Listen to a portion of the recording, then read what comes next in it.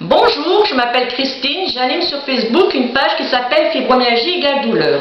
Le sujet que je vais aborder maintenant concerne toutes les personnes souffrant de longues maladies et pas seulement de la fibromyalgie, mais les personnes qui ont rencontré l'incohérence des médecins de la sécurité sociale, du travail et de la MDPH. MDPH signifie Maison départementale pour personnes handicapées.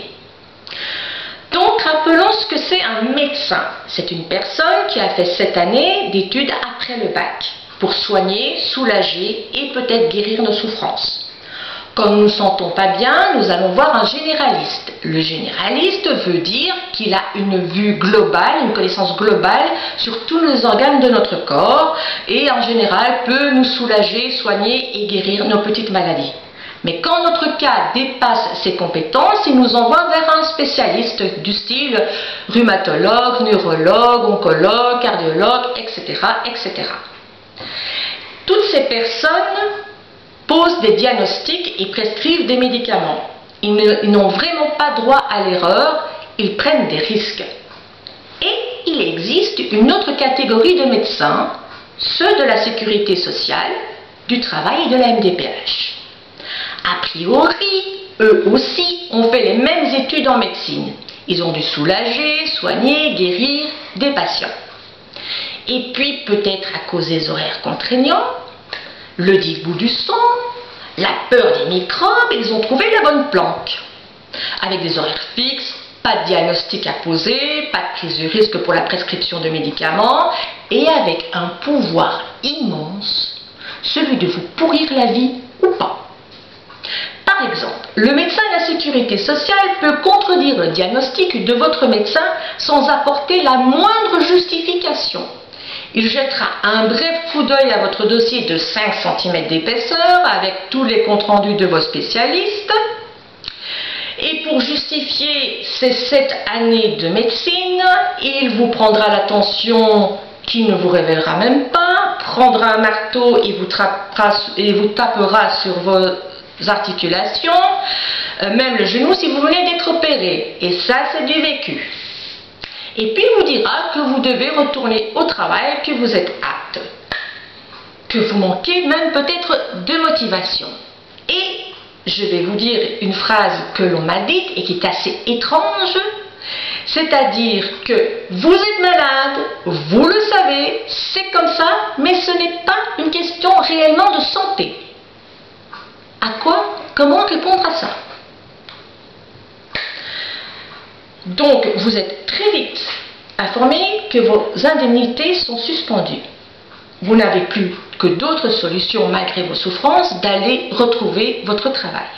Car il faut savoir que les factures ne sont pas mises en arrêt et envahissent toujours votre boîte aux lettres.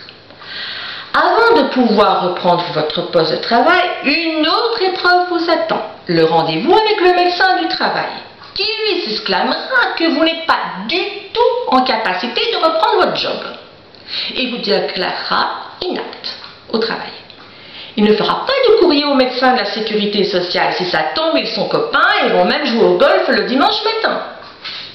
Sans indemnité de sécurité sociale, vous comptiez sur votre salaire.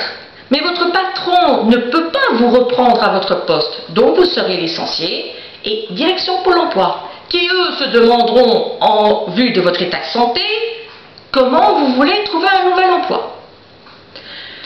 Pour vous aider à obtenir des aides supplémentaires, votre train de vie ayant radicalement diminué, on vous proposera de prendre contact avec la MDPH. Vous faites une demande de dossier qui arrivera très vite dans votre boîte aux lettres. Cette rapidité vous réconfortera un petit peu, mais faites attention, fausse joie. Le dossier est très compliqué à remplir. Pas difficile en soi, mais très long, très répétitif. Il ne faut oublier aucune virgule. Une partie sera remplie par votre médecin. Et vous devrez faire des photocopies de tous les examens, analyses que vous avez pu passer. Vous déposez votre dossier et là, il faut être patient, très patient.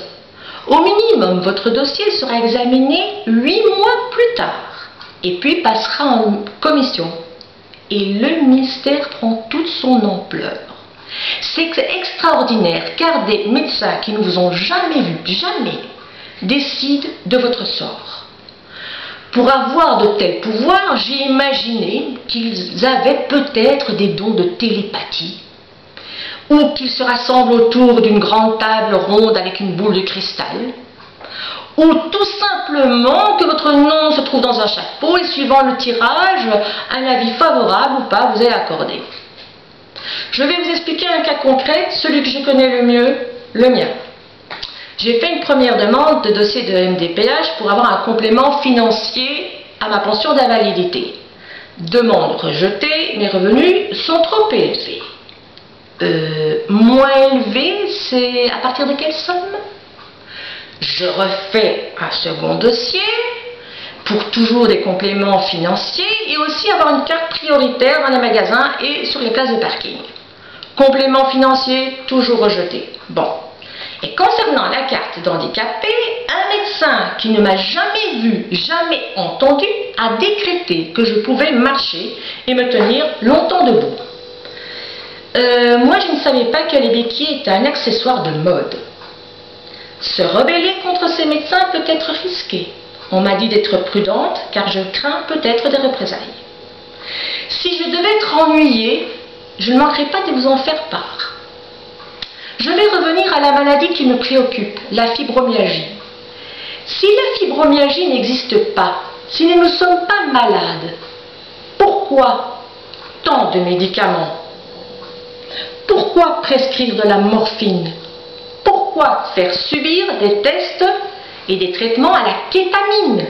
Kétamine qui est reconnue comme étant une drogue. Je ne sais pas. Je vous laisse à ces questions dont moi je n'ai pas les réponses. À bientôt.